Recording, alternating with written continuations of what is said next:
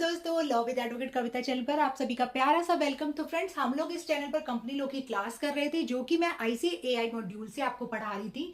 लेकिन सिलेबस बहुत ज्यादा वास्ट है फ्रेंड्स, इस 1 मंथ में वो कंप्लीट होना मुश्किल है अगर हमारा टारगेट जो है सितंबर के एग्जामिनेशन में अपीयर होना है। दैट्स वाई मैंने आपको एक चार्ट बुक जो है टेलीग्राम पर शेयर की थी, तो मैं सोच रही हूँ उसी में से आपको जो है आज की क्लासेस, अब आगे की फर्दर क्लासेस उसी में से ली जाए, क्योंकि फ्रेंड्स जो रेलिवेंट सेक्शन है एटलीस्ट उनसे आप लोग फेमिलियर हो जाओ। ठीक है, तो विदाउट टाइम वेस्ट किए आज हम डील करने वाले हैं सेक्शन 71 को, which is talking about debenture. Debenture क्या होता है फ्रेंड्स, मैंने आपको डेफिनेशन क्लॉज में भी पढ़ाया था। और फ्रेंड्स, जब भी मैं आपको कहूँ डिबेंचर क्या होता है या कोई भी टॉपिक मैं कहती हूँ कि कमेंट बॉक्स में आप भी मेंशन कीजिए। तो फ्रेंड्स, अगर आपको आता है तो आप मेंशन किया कीजिए, ताकि मुझे पता चले कि जो भी मैं पढ़ा रही हूँ आप गेन कर पा रहे हैं या नहीं। अगर किसी इंप्रूवमेंट की जरूरत है तो वो भी करेंगे। अगर आप अपने टारगेट को लेके, अपने सीए के एग्जामिनेशन को लेके सीरियस हैं तो काइंडली रिस्पॉन्ड किया कीजिए, जिससे मुझे पता चले कि आप क्लासेस समझ पा रहे हैं। तो section 71 talking about debenture. Friends, debenture का मतलब क्या होता है, मैंने आपको डेफिनेशन क्लॉज में बताया था। अगर मैं इसको वन लाइन में बताऊं तो debenture is the certificate of डेब्ट, कि कंपनी ने किसी से डेब्ट ले रखा है, उसको हम क्या बोलते हैं, डिबेंचर। या फिर हम बोल सकते हैं कि डिबेंचर के अंदर स्टॉक हो गया, बॉन्ड हो गया, या फिर ऐसा इंस्ट्रूमेंट जो क्या है, एविडेंस है। किस चीज का एविडेंस है, कि कंपनी ने जो है डेब्ट ले रखा है, तो इसको हम क्या बोलते हैं, डिबेंचर बोलते हैं। नेक्स्ट जो इसका टॉपिक है डिबेंचर से रिलेटेड, तो फ्रेंड्स सबसे पहले इसमें ये दे रखा है कि क्या क्या कंडीशंस है। 71 में पहली बात जो हम डिस्कस कर रहे हैं, what is the condition required for debenture. ठीक है, तो फ्रेंड्स इसके अंदर कंडीशन क्या है, जब भी कंपनी क्या करेगी, डिबेंचर जो है इशू करेगी, मतलब जब भी ये जो डिबेंचर इशू किया जाएगा तो सबसे पहले क्या होना चाहिए, उसका जो है रिप्रेजेंटेशन आर्टिकल में होना चाहिए। मतलब यहां पर हम कह सकते हैं कि इशू कंडीशन है ऑथराइज्ड बाय, डिबेंचर जो है that is authorised bye article of association होना चाहिए। सेकंड थिंग यहां पर मेंशन की गई है कि स्पेशल रिजोल्यूशन के साथ इसको सैंक्शन मिला होना चाहिए, कि स्पेशल रिजोल्यूशन पास होना चाहिए कि जब भी कंपनी किसी से डेप्ट लेगी तो उसको जो है डिबेंचर इशू किया जाएगा, जो कि एविडेंस होगा कि कंपनी ने डेप्ट ले रखा है। थर्ड चीज यहां पर फ्रेंड्स दे रखा है कि ट्रस्ट डीड, यहां पर दे रखा है trust deed with debenture trustee, trust deed execute होगी विद डिबेंचर ट्रस्टी। अब फ्रेंड्स ये समझने वाली बात है, डिबेंचर ट्रस्टी। देखो फ्रेंड्स, क्या होता है ना, जब भी कोई भी कंपनी किसी से डेप्ट लेती है, ठीक है, तो क्या करती है, उसको डिबेंचर इशू करना पड़ता है, जो प्रूफ होता है कि डेप्ट है। ठीक है, लेकिन जिस पर्सन ने लोन दिया होता है ना, उसके लिए कंपनी क्या करती है, एक ट्रस्टी अपॉइंट करती है। कौन अपॉइंट करता है, ट्रस्टी। लेकिन किसके लिए, जिसने डेप्ट दिया होता है, ताकि वो जो ट्रस्टी है, जो लेंडर है, यानी जिसने हमें डेप्ट दे रखा है, ठीक है, उसकी तरफ से कंपनी पे क्या कर रखे, नजर रख सके, कंपनी में क्या चल रहा है, कंपनी की पोजीशन कैसी है, सब चीज, मतलब कंपनी पे नजर रखना कि कंपनी जो है इसका डेप्ट चुका भी पाएगी या नहीं, अब कंपनी ऑपरेशन में है या नहीं, कंपनी सही चल रही है या नहीं, कंपनी की पोजीशन, कंपनी की एवरी मीटिंग, कंपनी सही चल रही है या नहीं। तो सारी चीजें ट्रस्टी क्या करेगा, लेंडर की तरफ से यहां पर कंपनी में जो है अपॉइंट होगा, कंपनी ही इसको अपॉइंट करेगी। साथ ही साथ इसी ट्रस्टी, यानी साथ ही साथ जो ट्रस्टी है प्लस कंपनी, इन दोनों के बीच में क्या होगा, एक ट्रस्ट डीड बनाई जाएगी। ट्रस्ट डीड का मतलब है कि कंपनी क्या कर रही है, ट्रस्ट डीड का मतलब है कि कंपनी अपॉइंट कर रही है ट्रस्टी को, लैंडर के लिए अपॉइंट कर रही है, लैंडर के जो है राइट है उसको प्रोटेक्ट करने के लिए, लैंडर के हितों की रक्षा करने के लिए एक ट्रस्टी अपॉइंट किया जाता है कंपनी की तरफ से। अब आप सोचोगे कि कंपनी पे ही नजर रखने के लिए कंपनी ही ट्रस्टी को अपॉइंट करेगी। यस फ्रेंड, क्योंकि ये सीबी के रूल में भी मेंशन है, कंपनी के रूल में भी मेंशन है। साथ ही साथ यहाँ पर ये जो है एक कंपनी के लिए ऑब्लिगेशन है कि अपॉइंट कंपनी ही करेगी। लेकिन अगर ट्रस्टी, कंपनी द्वारा अपॉइंट किया गया ट्रस्टी जो है, अगर कोई भी फ्रॉड करता है तो इस पे भी लीगल एक्शन लिया जा सकता है। ठीक है, क्योंकि हमारे मन में ये डाउट आता है ना कि कंपनी अपॉइंट कर रही है तो क्या गारंटी है कि ये कंपनी की फेवर लेगा, फेवर नहीं लेगा। तो फ्रेंड्स, गारंटी ये है कि एक रूल है, एक ऑब्लिगेशन है, हर पोस्ट की अपनी एक ऑब्लिगेशन होती है, आपको उस लिमिटेशन में रहकर ही काम करना पड़ेगा, आप उससे बाहर नहीं जा सकते हो।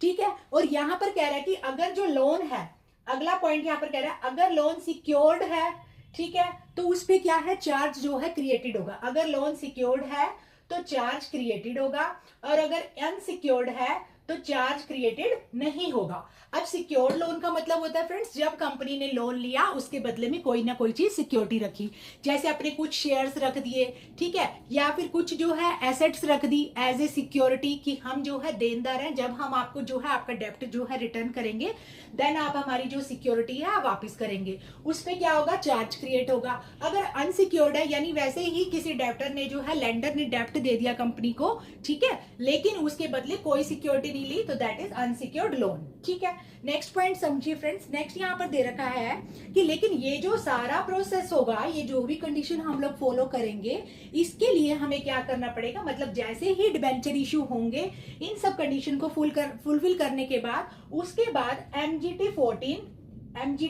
14 नाम का जो फॉर्म होगा वो फिल करके हम कहा जाएंगे, रजिस्ट्रार के पास फाइल करेंगे। समझ में आ गई इतनी बात। एमजीटी का मतलब है मैनेजमेंट ने जो भी डिसीजन लिया, मैनेजमेंट का निर्णय, उसका फॉर्म नंबर 14 वो कहां फाइल करेंगे, रजिस्ट्रार के पास फाइल करेंगे। ठीक है, इतनी बात समझ में आ गई, बिल्कुल सिंपल एंड इजी वे में। अब आ जाइए फ्रेंड्स 71 का सब क्लोज 3।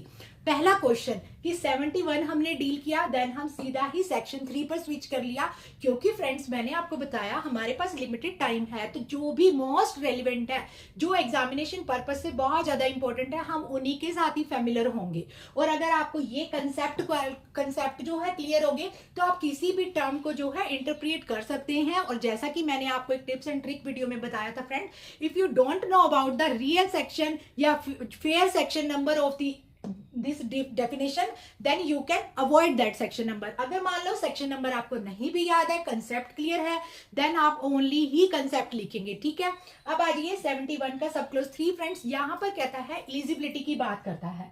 किसकी बात करता है, एलिजिबिलिटी की बात करता है। तो फ्रेंड्स मैं आपको पहली एक चीज बता दूं कि जो भी हमारी चार्ट बुक है, चार्ट बुक के पेज नंबर 21 से मैंने स्टार्ट किया है, आप देखेंगे, आप रिलेट कर पाएंगे। जब भी आप क्लास लें उसको ओपन कीजिए, साथ साथ पढ़िए, आपको गेन होता रहेगा। ठीक है, तो 71 का सब क्लोज 3 हमें ये कहता है कि क्या एलिजिबिलिटी क्राइटेरिया, यहां पर एलिजिबिलिटी किसकी बताई जा रही है, कंपनी की बताई जा रही है कि कंपनी को लोन मिलना ही चाहिए या कंपनी को लोन मिल जाएगा। क्या एलिजिबिलिटी क्राइटेरिया, फ्रेंड्स देखो कोई भी चीज है, कोई भी फेयर चीज है ना, उसके लिए कुछ बेसिक प्रिंसिपल्स भी होते हैं। अब जैसे मान लो मैं भी अगर किसी को पैसा देती हूँ, ठीक है, डेप्ट पे देती हूँ, लोन देती हूँ या इंटरेस्ट पे देती हूँ, तो मैं इतना तो देखूंगी ना कि वो बंदा सही है या नहीं, ठीक है, वो वापस मुझे देने लायक है या नहीं, उसकी मार्केट में जो है पोजीशन कैसी है, उसकी जो है इमेज कैसी है। ठीक है, तो सेम ही चीजें फ्रेंड्स कंपनी के केस में एलिजिबिलिटी की बात करें तो पहली बात यहां पर कह रहा है कि कंपनी ने पहले पास्ट में किसी भी डिबेंचर होल्डर के साथ फॉल्ट ना किया हो।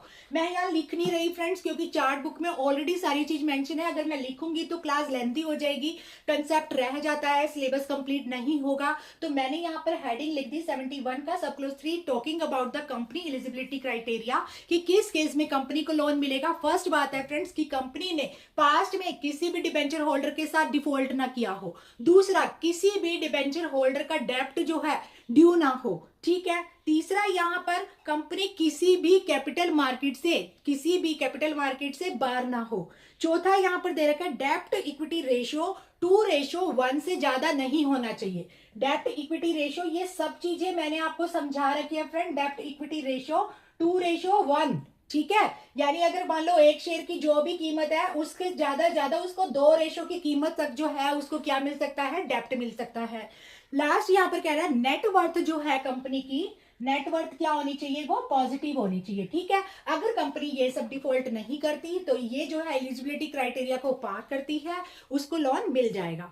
अब यहाँ पर मैंने जो आपको यहाँ पर फ्रेंड्स ट्रस्टी की बात बताई थी, जो इसका सी पॉइंट है 71 का, ठीक है, ये जो था हमारा ए पॉइंट था, दैट इज कंडीशन। ये देखिए एक बार,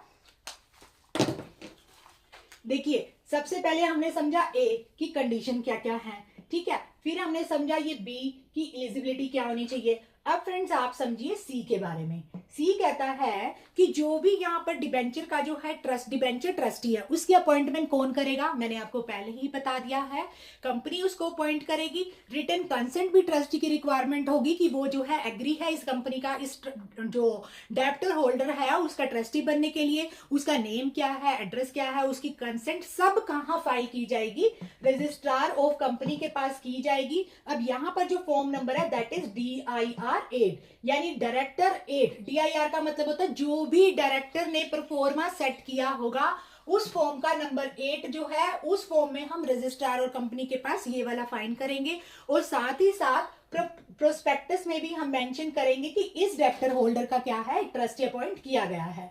समझ में आ गई इतनी बात। अब आ जाइए फ्रेंड्स डी पे। क्या हम रिमूव भी कर सकते हैं ट्रस्टी को? क्या रिमूव भी कर सकते हैं ट्रस्टी को? ये हमें बताता है डी पॉइंट। तो फ्रेंड्स समझिए, हाँ कर सकते हैं रिमूव, सिंपल सी बात है यार, हम किसी के साथ एग्रीमेंट कर रहे हैं, ठीक है, अगर वो हमारे साथ डिफॉल्ट कर रहा है, फ्रॉड कर रहा है, उसकी वजह से हमारी कंपनी को नुकसान हो रहा है, तो नेचुरल सी बात है हम उसको रिमूव करेंगे।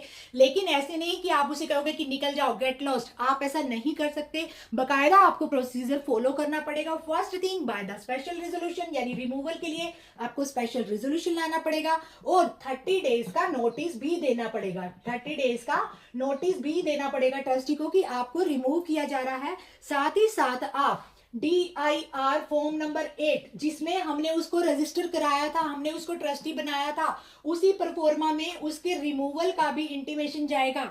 उसी परफॉर्मा में उसके रिमूवल का भी इंटीमेशन जाएगा रजिस्ट्रार ऑफ कंपनी के पास, ठीक है, रिमूवल का इंटीमेशन जाएगा रजिस्ट्रार ऑफ कंपनी के पास। समझ में आ गई इतनी बात। अब आ जाइए यहाँ पर नेक्स्ट जो है कैजुअल वैकेंसी।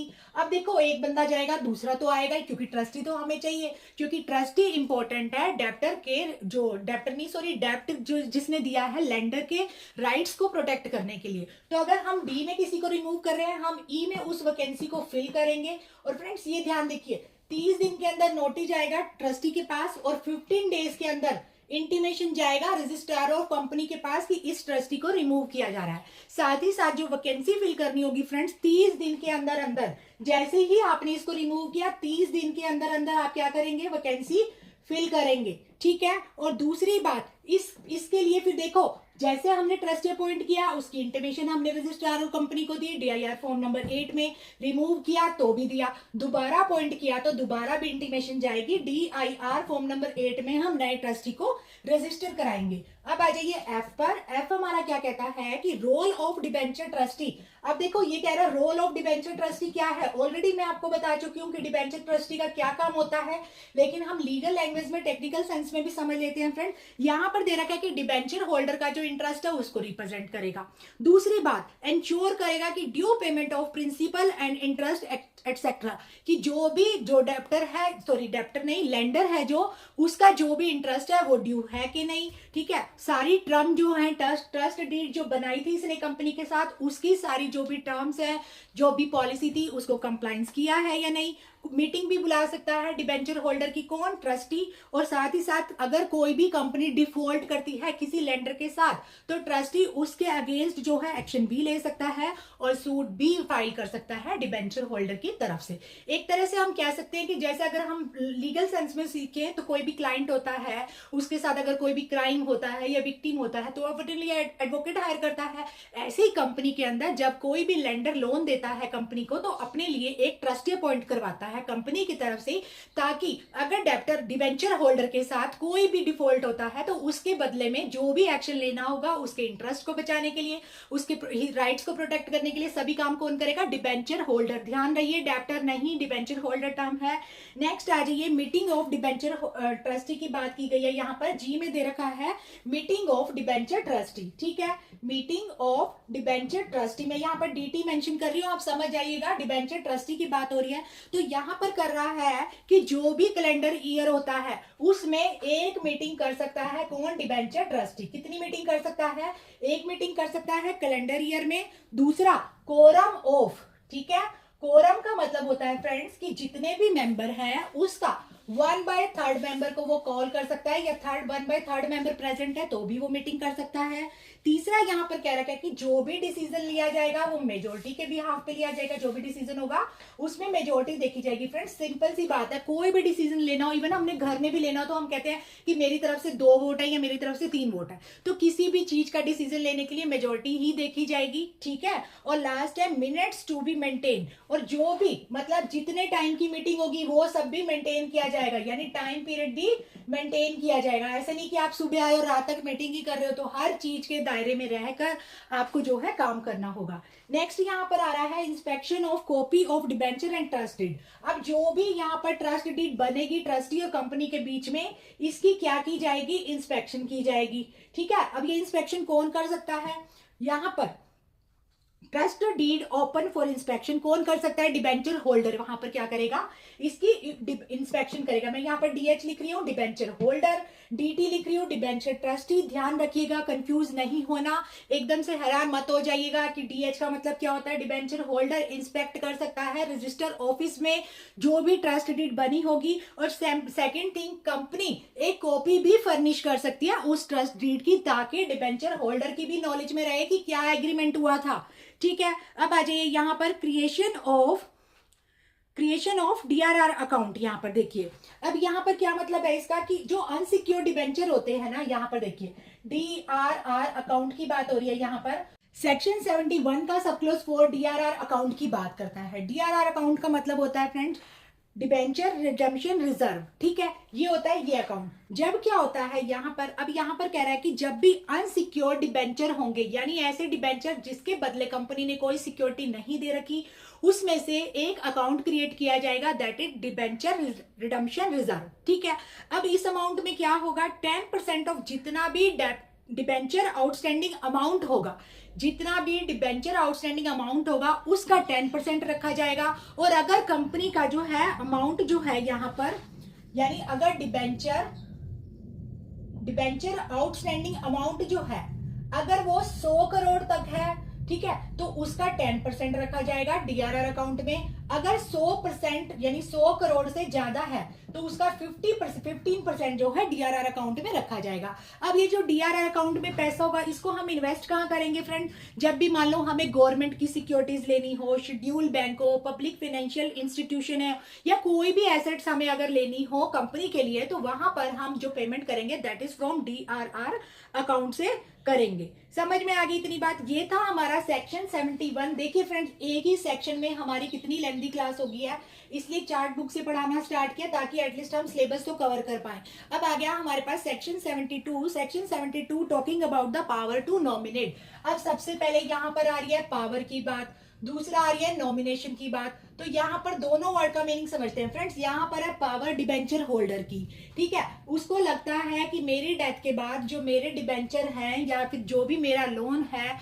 उसके लिए उसके ऊपर किसका राइट होगा, तो वो क्या करेगा, डिबेंचर होल्डर यहाँ पर क्या करेगा, एक नॉमिनी अपॉइंट कर देगा। ये तो था एक अलग कंसेप्ट, ठीक है, beyond the section 72। But if we talking about section 72, then 72 कहता है एक कंपनी जनरल मीटिंग में क्या लेगी, कंसेंट लेगी। किसकी कंसेंट लेगी, जो भी जनरल मीटिंग में मेंबर होंगे, किस लिए कंसेंट लेगी, कि वो क्या करेगी, मैं इशू करेगी debenture with power to nominate a person. यानी कह रहा है कि अगर मान लो डिबेंचर होल्डर की डेथ हो जाती है या कोई भी एक्सेप्शनल केसेस की डिबेंचर होल्डर अनेबल है, ठीक है, अपने डेप्ट को जो है डेप्ट को रिडीम कराने के लिए, तो वो क्या कह रहा है कि डिबेंचर होल्डर ने जिसको नॉमिनेट किया गया है जनरल मीटिंग के मेंबर में, जो जनरल मीटिंग में जो मेंबर प्रेजेंट है उनकी कंसेंट से जो है वो डिबेंचर जो है इसको इशू कर देगी जिसको नॉमिनेट किया गया है। दूसरी बात, यहाँ पर जिस पर्सन को भी नॉमिनेट किया गया है यहाँ पर कि जो है डिबेंचर होल्डर, उसकी डेथ के बाद इसका राइट होगा, ठीक है, डिबेंचर होल्डर का तो राइट होगा, साथ ही साथ इसको राइट दिया जा रहा है कि कंपनी कोई भी नोटिस इशू करती है तो वो नॉमिनेट पर्सन भी ले सकता है।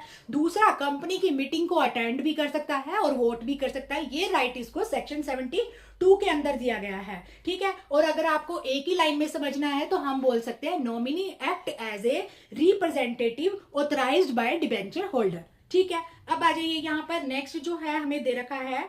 अब आ जाइए फ्रेंड्स, यहाँ पे आ रहा है हमारे पास डिपॉजिट। देखो सबसे पहले डिपॉजिट का मतलब क्या होता है, डिपॉजिट का मतलब होता है जमा करना। यहाँ से हमारा देखो चैप्टर 5 स्टार्ट हो रहा है, चैप्टर 4 हमारा कंप्लीट हो गया फ्रेंड।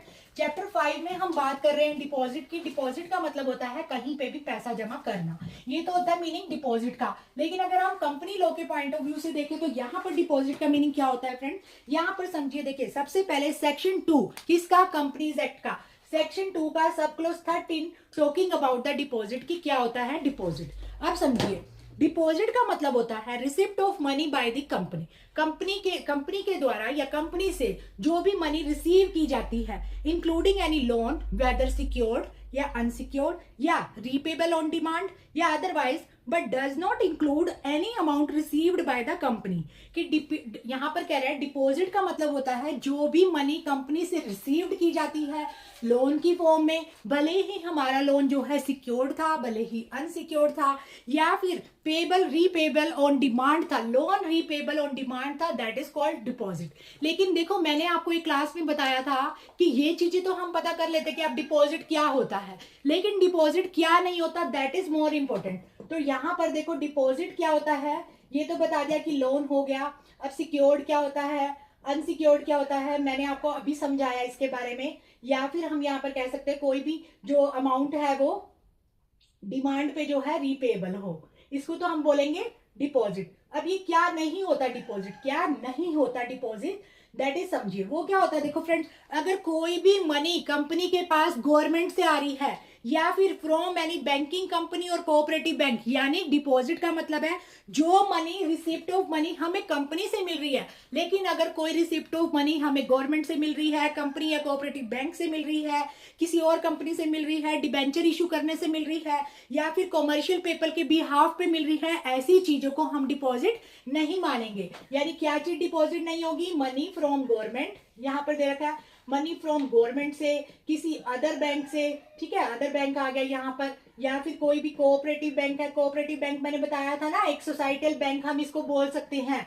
तो यहां से अगर कोई भी मनी रिसीव्ड हो रही है उसको हम डिपॉजिट नहीं बोलेंगे। फ्रॉम एनी पर्सन, मान लो कोई भी शेयर होल्डर है, by way of subscription in respect of any security of the company, that जो मनी है will not include in the deposit. अब फीचर ऑफ डिपॉजिट क्या होते हैं, देखो फीचर वही होते हैं फ्रेंड, फीचर का मतलब होता है क्या विशेषताएं, जो मैंने आपको यहां समझाया उसको पॉइंट्स में लिख दीजिए। जैसे receipt of money by the company includes loan secured या अनसिक्योर्ड या फिर रीपेबल ऑन डिमांड, या फिर यहां पर कह रहा है कि एक्सक्लूड करता है जो मैंने ये चीजें बताई, इनको छोड़कर बाकी सब क्या होंगे, डिपॉजिट होंगे। अब यहां पर कह रहा है डिपॉजिटर कौन होता है, यहां पर देखो पहले हमने समझा डिपॉजिट क्या होता है, अब यहां पर हम समझे डिपॉजिटर क्या होता है फ्रेंड। तो देखिए एक डिपॉजिटर का मतलब होता है एक person who has made any deposit with A company, जो कंपनी में पैसा डिपॉजिट होगा, ठीक है, money which is deposit in company, that is deposit. Who is depositing, यानी जो डिपॉजिट कर रहा है, दैट इज डिपॉजिटर, यानी मनी यहाँ जो डिपॉजिट करने वाला है उसको हम क्या बोलेंगे, डिपॉजिटर बोल देंगे। अब आ जाइए यहाँ पर एलिजिबल कंपनी कौन सी होगी, किस कंपनी में हम डिपॉजिट करेंगे, तो यहाँ पर कह रहा है कि only public and private company. तो डिपॉजिट किस कंपनी में करेंगे, जो भी कंपनी या तो पब्लिक होगी, पीयूबी पब्लिक, या फिर पीआरआईवी प्राइवेट कंपनी होगी, यहां हम डिपॉजिट करेंगे। किसी भी निधि कंपनी में हम डिपॉजिट नहीं करेंगे। निधि कंपनी क्या होती है मैंने आपको बहुत बार बताया, प्लीज एक बार कमेंट बॉक्स में मेंशन कर दीजिए क्या होता है निधि कंपनी, ताकि मुझे पता चले जो भी क्लासेस में पढ़ा रही हूँ आपको समझ में आ रहा है या नहीं।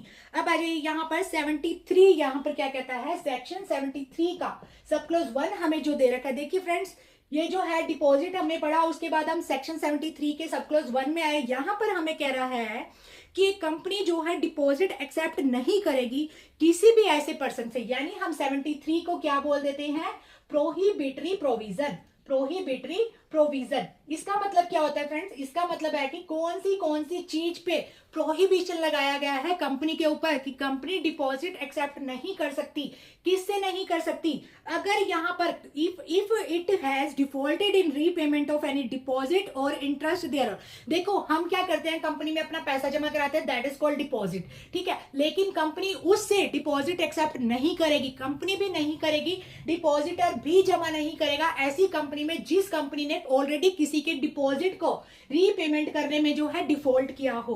दूसरी बात, रीपेमेंट में जो है डेप्ट में, इंटरेस्ट में डिफॉल्ट किया गया हो, या जो भी डिपॉजिट इशू हुआ था उसमें कॉन्ट्रावेंशन ऑफ प्रोविजन था, यानी जो चैप्टर में प्रोटोकॉल था उसको फॉलो ही नहीं किया गया डिपॉजिट लेने में, या फिर कंपनी जो है फेल होगी comply with the provision of the chapter, या कोई भी ऑर्डर मान लो कंपनी लॉ बोर्ड ने, ट्रिब्यूनल ने या आरबीआई ने पास किया था restraining the company from accepting the deposit, company ने उस उसका भी कॉन्ट्रावेन किया। तो ऐसे केसेस में फ्रेंड्स ये है 73 के सब क्लॉज 1 के अंदर प्रोहिबिटरी प्रोविजन, ऐसे केस में कंपनी किसी से भी डिपॉजिट नहीं ले सकती, ठीक है। और यहाँ पर दे रखा है एग्जेम्प्टेड कंपनी, यहाँ पर 73 के सब क्लॉज 1 के अंदर ही एक चीज और दे रखी है एग्जेम्प्टेड कंपनी, यानी कौन कौन सी कंपनी को एग्जाम्प्ट किया गया है कि वो डिपॉजिट नहीं ले सकती। पहली बात, द फॉलोइंग प्रोविजन में accept deposit without complying with the provision of section 73। अगर आप सेक्शन 73, 4, 5, 6 को फॉलो नहीं करते हो तो आप डिपॉजिट नहीं ले सकते हो, भले ही वो गवर्नमेंट कंपनी हो, ठीक है, भले ही वो बैंकिंग कंपनी हो, या फिर वो company which are member of any stock exchange, या फिर ऐसी कंपनी जो स्टॉक एक्सचेंज की मेंबर है। स्टॉक एक्सचेंज क्या होता है, फटाफट से कमेंट बॉक्स में उसकी डेफिनेशन लिखिए, मैंने बहुत बार आपको बताया है। नेक्स्ट आ जाइए, company engage in the business of chit fund में, या फिर कंपनी जिसका मेन ऑब्जेक्ट ही लोन देना है, वो किसी से डिपॉजिट नहीं ले सकती। ध्यान रखिएगा इन सब बातों को। Such companies shall comply with any order law applicable to any them in relation to deposit. अगर इन कंपनीज को भी डिपॉजिट लेना है तो जो भी प्रोटोकॉल, जो भी प्रोसीजर यहाँ पर कंपनीज लॉ में मेंशन किया गया है उसको कंप्लाई करना पड़ेगा। अब मैंने आपको बताया 73 से लेकर सेक्शन 76 तक हमारा बात करता है डिपॉजिट क्या होता है, डिपॉजिट कौन होता है, कौन कंपनी डिपॉजिट ले सकती है, कौन नहीं ले सकती, क्या प्रोहिबिटरी प्रोविजन है, किन कंपनी को एग्जाम्प्ट किया गया है, ये सब चीजें दे दी। अब सेक्शन 76 हमारा क्या कहता है, इसका सब क्लॉज ए हमें यहाँ पर कहता है कि अगर कोई भी कंपनी कॉन्ट्रावेंशन करती है इन सब प्रोविजन का, 73 से लेकर 76 तक जो भी प्रोविजन है, कोई भी कंपनी उसका कॉन्ट्रावेंशन करती है तो बख्शा नहीं जाएगा, पेनल्टी दी जाएगी। और क्या पेनल्टी होगी, हमेशा की तरह दो कैटेगरी में पेनल्टी होगी। पहली पेनल्टी दी जाएगी कंपनी को, दूसरी पेनल्टी दी जाएगी ऑफिसर को। अब ये क्या पेनल्टी होगी ये सुनिए। सबसे पहले अगर कोई भी कंपनी कॉन्ट्रावेंट करती है तो 1 करोड़ से लेकर 10 करोड़ तक का उस पर जुर्माना लग सकता है। 1 करोड़ से लेकर 10 करोड़ तक का जुर्माना लग सकता है कंपनी के ऊपर। वहीं अगर कोई भी ऑफिसर डिफॉल्ट करता है तो उसे जो है 7 साल तक की सजा, और यहाँ पर देखो ऑफिसर को तो इम्प्रिजनमेंट भी दी जा रही है, 7 लाख तक की सजा, 25,000 से लेकर यहाँ पर 25 लाख से लेकर 2 करोड़ तक का जुर्माना लग सकता है। 25 लाख से 2 करोड़ तक का जुर्माना लग सकता है, ठीक है। ये था सेक्शन 76। और साथ ही साथ फ्रेंड्स मैंने आपको सबसे पहले सेक्शन 76 पढ़ाया, यहीं पे हमें 75 में भी कुछ कंडीशन दे रखी है फ्रॉड की केस में, यानी प्रोविजन रिलेटेड टू फ्रॉड। यदि कोई भी कंपनी डिपॉजिट को एक्सेप्ट करने में कोई भी फ्रॉड कर दी है, ठीक है। अब फ्रॉड क्या क्या होंगे, जैसे फॉल्स रिप्रेजेंटेशन दे दी कंपनी की, या फिर जो है कोई ऐसा मटेरियल फैक्ट था जो डिस्क्लोज करना चाहिए था उसको डिस्क्लोज करने में फेल होगी, या फिर इंडल्ज है किसी फ्रॉडुलेंट एक्ट में। देखिए फ्रेंड्स सेक्शन 76, 75 दोनों में यहाँ पर क्या है, पेनल्टी दे रखी है। यहाँ पर 76 में जो पेनल्टी है ये बात करती है अगर आप एक्ट का कॉन्ट्रावेंशन करते हो, अगर एक्ट का कॉन्ट्रावेंशन करते हो तो सेक्शन 76 में लायबल होगे। अगर आप पर्सन के साथ यानी डिपॉजिटर के साथ डिफॉल्ट करते हो, पर्सन यानी डिपॉजिटर के साथ यहाँ पर डिफॉल्ट करते हो तो यहाँ पर आपको 75 में अलग पेनल्टी मिलेगी। अब कॉन्ट्रावेंशन की क्या पेनल्टी है ऑलरेडी मैं आपको बता दिया। पर्सन यानी डिपॉजिटर के साथ अगर आप डिफॉल्ट करते हो तो यहाँ पर आपको क्या क्या सजा दी जाएगी। यहाँ पर every officer of the company who is in default shall be in company, यानी कंपनी के अंदर कोई भी पर्सन डिपॉजिटर के साथ डिफॉल्ट करता है तो उसको जो है यहाँ पर दे रखा है 10 साल तक की सजा, यानी 10 साल तक की जेल हम इसको कह सकते हैं। साथ ही साथ यहाँ पर 1 करोड़ से लेकर 10 करोड़ तक का जुर्माना यहाँ पर लगेगा उस ऑफिसर पे जो डिपॉजिटर के साथ फ्रॉड करता है, ठीक है। ये था हमारा सेक्शन 73 और 76, 75 जो रेलिवेंट थे। एक बहुत ही इंपॉर्टेंट चीज है कि जो भी डिपॉजिटर होगा, ठीक है, हमने ये तो पढ़ लिया कोई इसके साथ डिफॉल्ट करेगा क्या कर सकता है, या फिर क्या इसके प्रोहिबिटरी प्रोविजन है, लेकिन इसके क्या राइट है, मतलब ये किस केस में जो है लीगल एक्शन ले सकता है। पहली बात इसका राइट है वो रीपेमेंट ले सकता है, जो भी इसने यहाँ पर पैसा जमा कराया कंपनी के अंदर वो उसकी रीपेमेंट ले सकता है। दूसरा राइट टू इंटरेस्ट, अगर मान लो जब इसने डिपॉजिट कराया और उस टाइम पे एग्रीमेंट हुआ था कि इसको इंटरेस्ट भी दिया जाएगा, सबसे पहले राइट किस चीज का, रीपेमेंट का, रीपेमेंट ले सकता है। दूसरी बात इंटरेस्ट, अगर एग्रीमेंट हुआ था डिपॉजिट देने के टाइम पे। तीसरी बात इंस्पेक्ट कर सकता है कभी भी ट्रस्ट डीड को, ऑलरेडी हम यहाँ पे पढ़ चुके हैं। उसके बाद कंप्लेन फाइल कर सकता है, ठीक है, फाइल कंप्लेन अगर इसके साथ कोई भी डिफॉल्ट होता है। लास्ट है यहाँ पर स्यू। अब देखो स्यू और कंप्लेन में क्या फर्क होता है फ्रेंड्स, जब भी कंप्लेन की जाएगी यहाँ पर, ठीक है, डिपॉजिटर कैन कंप्लेन, देखो जो भी कंप्लेन होगी वो नेशनल कंपनी लॉ ट्रिब्यूनल में होगी। उसका काम ही यही होता है, कंपनी के अंदर कोई भी डिस्प्यूट चल रहा है जिसको हम डिसिप्लिनरी कमेटी भी बोल देते हैं कई बार, या सॉरी डिसिप्लिनरी एक्शन भी बोल देते हैं, तो वो क्या होता है, कंपनी का जो पर्सनल यहाँ पर जहां पे दे रखा है जो नेशनल कंपनी लॉ ट्रिब्यूनल, वहां पर कंप्लेन की जाएगी। लेकिन अगर वहां से भी आपको सोल्यूशन नहीं मिलता तो you can go to the court, and court में जो होगा फिर क्या होगा, स्यू फाइल होगा। स्यू मतलब भाई केस फाइल होगा, सूट फाइल होगा, ठीक है। ये था हमारा पेज नंबर 22 हमने पढ़ा, चार्ट बुक का पेज नंबर 22।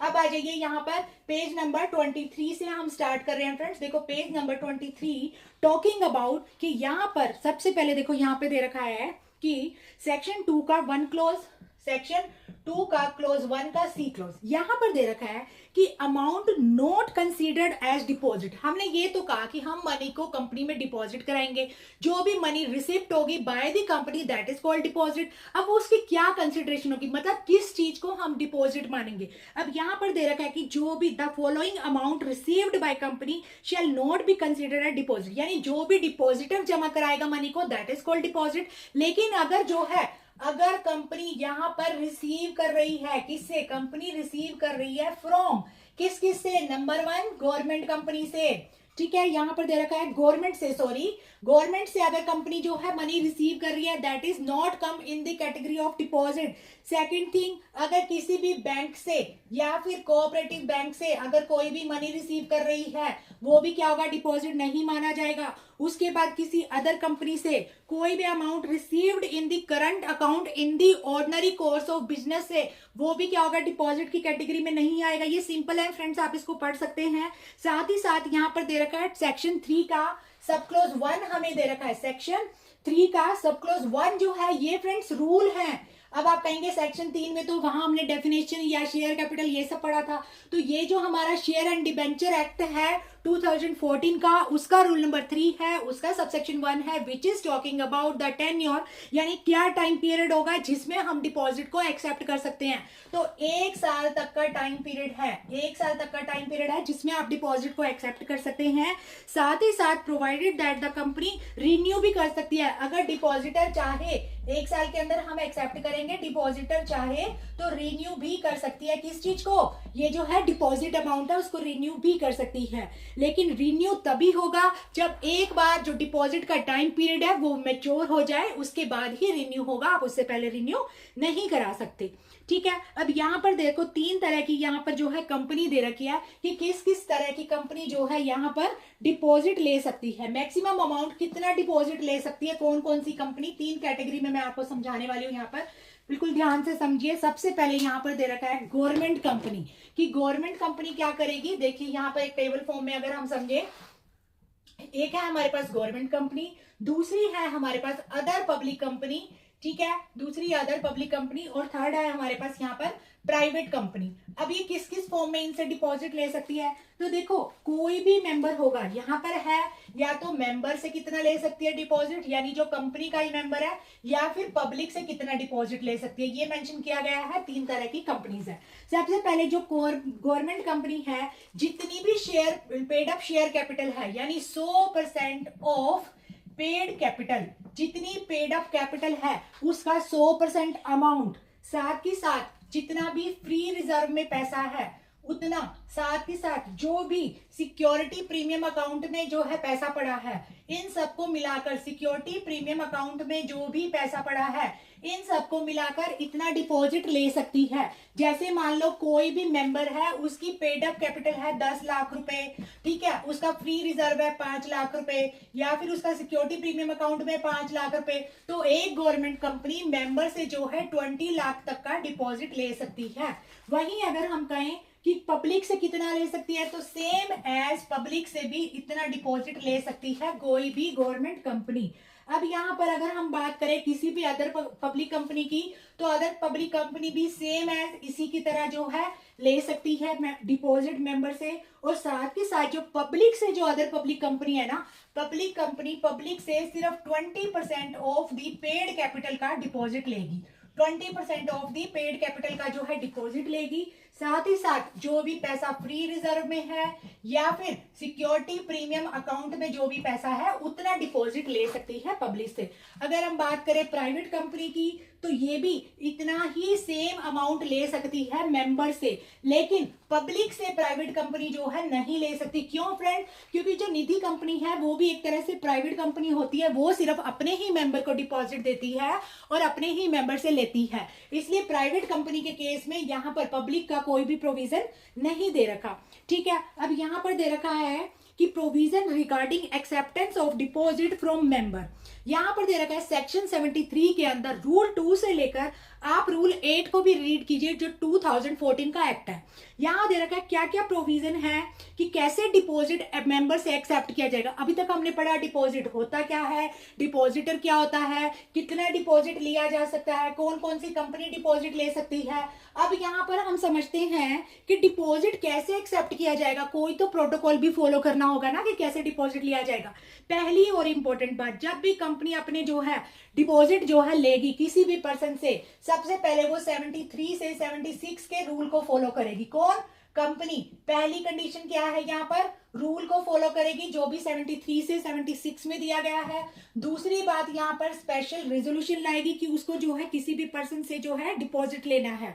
स्पेशल नहीं, यहाँ पर ऑर्डिनरी रेजोल्यूशन लाएगी। मैंने आपको बताया था स्पेशल रेजोल्यूशन में 75% जो मेंबर हैं उतने की कंसेंट चाहिए, वहीं ऑर्डिनरी रेजोल्यूशन में जो है 50% मेंबर की जो है हमें क्या चाहिए, कंसेंट चाहिए होते। 50% से ज्यादा यानी 51% भी वैलिड कंसेंट मानी जाएगी। साथ ही साथ यहाँ पर तीसरा रूल जो दे रहा है, यहाँ पर जो टोटल अमाउंट ऑफ डिपॉजिट है वो सीलिंग लिमिट से ज्यादा नहीं होना चाहिए। अब ये जो सीलिंग लिमिट है ना फ्रेंड, सीलिंग लिमिट का मतलब क्या होता है कि इससे ज्यादा, सीलिंग का मतलब होता है मैक्सिमम। मैक्सिमम जो भी लिमिट यहाँ पर हमने डिसाइड की है, ये इसको जो है सीलिंग लिमिट भी बोलेंगे। यही जो मैंने आपको अभी टेबल बना के समझाई है फ्रेंड्स, इसको हम सीलिंग लिमिट भी बोलेंगे कि कोई भी company, number 1 government, number 2 public, number 3 private company, ये है सीलिंग लिमिट कि मेंबर और पब्लिक से कितना मैक्सिमम जो है यहाँ पर डिपॉजिट ले सकती है। तो पहली बात, कंपनी डिपॉजिट लेने से पहले 73 से 76 के रूल को फॉलो करेगी, रूल 2014 के एक्ट में जो दे रखा है। साथ ही साथ जो भी सीलिंग लिमिट है उसको क्रॉस नहीं करेगी। दूसरे नंबर पे ऑर्डिनरी रेजोल्यूशन लाएगी। तीसरा यहाँ पर कह रहा है कि जब भी डिपॉजिट लेगी तो उसके अंदर मेंशन करेगी मेच्योरिटी की डेट क्या है, रेट ऑफ इंटरेस्ट क्या है, डिपॉजिट का अमाउंट क्या है, ठीक है, जो भी उससे जरूरत है। और यहाँ पर दे रखा है कि no deposit shall be accept होगा, कोई भी डिपॉजिट कैश में एक्सेप्ट नहीं होगा। उसके लिए आपको जो है अकाउंट पे चेक देना पड़ेगा। ठीक है, और साथ ही साथ यहाँ पर दे रखा है डिमांड ड्राफ्ट डीडी बना सकते हो या इलेक्ट्रॉनिक मोड में आप क्या करोगे, डिपॉजिट दोगे। कैश में कोई ट्रांजैक्शन नहीं होगी डिपॉजिट से रिलेटेड। साथ ही साथ company shall not accept any deposit which is जो है यहाँ पर रीपेबल होगा ऑन डिमांड पर, यानी ऐसे तो डिपॉजिट कभी भी डिमांड कर देगा, तो रीपेबल ऑन डिमांड पर कोई भी डिपॉजिट कंपनी एक्सेप्ट नहीं करेगी। साथ ही साथ डिपॉजिट शैल बी यूज्ड होगा only for the business purpose of the company. यहाँ पर जो भी कंपनी है, कंपनी के मेंबर हैं, जो भी डिपॉजिटर होंगे, उनका पैसा सिर्फ बिजनेस के लिए यूज किया जाएगा, किसी भी पर्सनल एक्ट के लिए नहीं किया जाएगा। एंड लास्ट, कंपनी रिन्यू नहीं करेगी डिपॉजिट को डिपॉजिटर की कंसेंट के बिना। 1 साल का टाइम पीरियड है, उसके बाद अगर डिपॉजिटर चाहता है अपने अमाउंट को रिन्यू कराना तो उसकी कंसेंट चाहिए होगी, रिटन कंसेंट चाहिए होगी, उसके बाद ही कंपनी क्या कर सकती है, यहाँ पर ले सकती है। और ये वाले जो प्रोविजन है गवर्नमेंट कंपनी पे अप्लाई नहीं होते, यानी अगर गवर्नमेंट कंपनी चाहे डिपॉजिट लेना तो उसको इन सब चीजों को फॉलो करने की जरूरत नहीं है। गवर्नमेंट कंपनी को एग्जाम्प्ट किया गया है। ये थी हमारी आज की कंपनी लॉ की क्लास। आई होप आप सबको बहुत अच्छे से समझ आई होगी और मेरे हिसाब से शायद पढ़ना भी इजी हो गया होगा चार्ट बुक से, क्योंकि अब जब आप मेरी क्लास देखेंगे साथ ही साथ चार्ट बुक को साथ साथ टैली करेंगे तो आपको रिलेशन लगेगा उन कंसेप्ट में जो मैंने समझाया, आपको समझ में आएगा। ठीक है, तो मिलते हैं कल की क्लास में। आज आई थिंक शायद पेज नंबर 21, 22 एंड 23 हो गया है। आने वाले विद इन 1 वीक में मैं ट्राई करूंगी ये वाले जो है चार्ट बुक जो है इसको कंप्लीट कर दे, ताकि आप फोकस से अपने जो है प्रिपरेशन पे जो है फोकस कर पाए। ठीक है, मिलते हैं नेक्स्ट वीडियो में। Bye bye, thank you.